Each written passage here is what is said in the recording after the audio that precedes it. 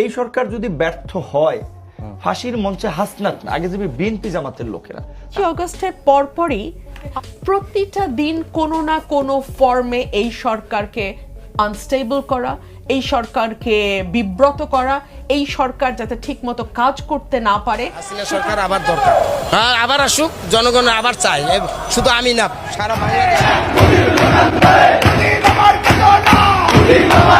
আওয়ামী লীগকে নিয়ে চিন্তিত বিএনপি জামাত সহ অন্যান্য দলের নেতাকর্মীরা, কেননা আওয়ামী লীগ তাদের সর্বোচ্চ শক্তি দিয়ে যে কোনো সময় ক্ষমতার আসন দখল করতে পারে। তার প্রধান কারণ আওয়ামী লীগ বাংলাদেশের অনেক বড় একটি দল। দেশের 50% জনগণ এখনো শেখ হাসিনাকে প্রধানমন্ত্রী হিসাবে দেখতে চায়। বাংলাদেশ হাসিনার কাছে নিরাপদ বলে মনে করেন সাধারণ জনগণ। আবার এই সরকার দরকার, হাসিনা সরকার আবার দরকার, আবার আসুক, জনগণ আবার চাই, শুধু আমি না, সারা বাংলাদেশের লোক চায়।